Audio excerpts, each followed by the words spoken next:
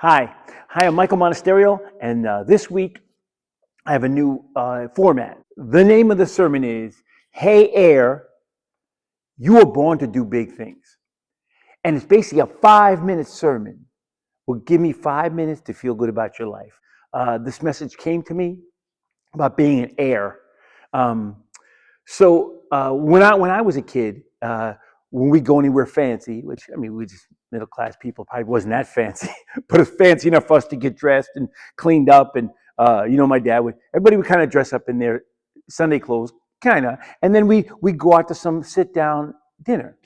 And I remember, like, we were in the car right before we were going to go in. My mother would turn to us and say, "Don't embarrass me," she'd say, in that threatening tone. And you know what she meant.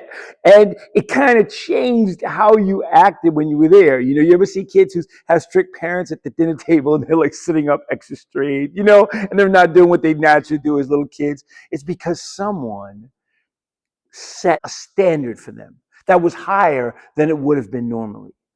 And that's the idea about being an heir.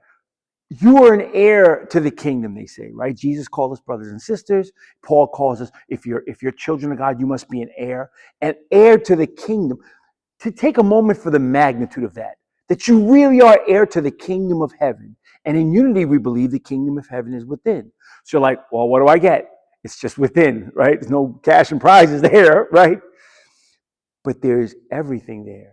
In fact, all of the joys that are possible, peace of mind and of body and spirit, hope and joy and health and prosperity, and all the things people want, the wealth, really the wealth of the world, is all within, because that's where it starts. And so as an heir, it's almost like we're all heirs, we don't know it. And here is his wealth, and the idea, we go through the process, how to tap into that wealth, how to accept it. It's like grace. They say in the Catholic Church, it's grace. It's just given. It's a free gift. It's given to you. All we have to do is accept it. And every single thing, every joy we ever thought, everything we ever wanted, everything in our life that made it complete is already there. All the answers to all the problems you have are already there. And all you have to do is accept them. It seems a little crazy. So the whole heir concept is two parts for me. It's based on in the book of Matthew, they have, Jesus says, the Beatitudes, right? Blessed is this, blessed is that. And it says, blessed are the peacemakers, for they will be called the children of God. Blessed are the peacemakers.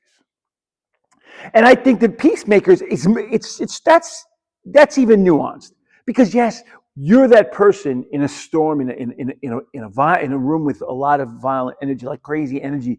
If you are peaceful, if you are focused, you're looking to bring that calm to the room. You bring calm to a section. You don't bring more frenetic energy, right? You bring more of the peace that's within you.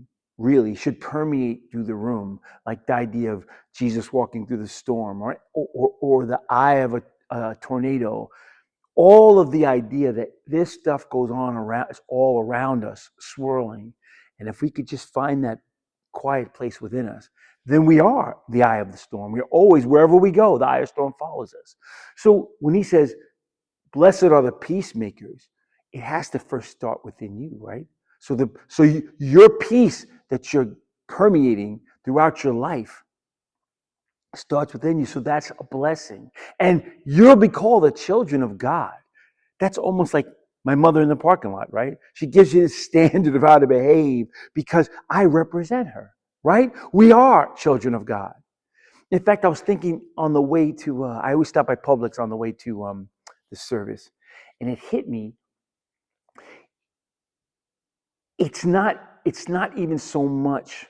Whenever I'm going through something, 90% of the time, if I'm in a depressed state or I'm going through a lot of tragedy, I'm so consumed in my own problems and my own issues. If I take a moment to lift my eyes and look at what is needed around me, sometimes a service in my church, or it's a service on my job, or you talk to a family member, they just come into your head. And you need to take that moment out of my whole self-absorbed little fishbowl I put on my head, where it's just me, breathing my own air, everything's about me. And take a minute to take the fishbowl off and look at the world around you. And there are people that need you. And taking that moment to bring peace into someone's life. Sometimes it's just listening. Sometimes it's finances, whatever it is, whatever the situation needs. But taking that time, it changes your world. And then you are blessed. And then you are blessing others. And then you are called the children of God, because that is our function. When our God self shines forth, people can see God through us, which is our only job. Our only job here is to represent God in the best way and make other people's lives reflect that same peace. Anyway, that's all I got. You're heirs to the kingdom. You should celebrate that, celebrate life, and just feel good about yourself, because I love you guys. And that is the truth. And the truth shall make you free. I'll see you next week.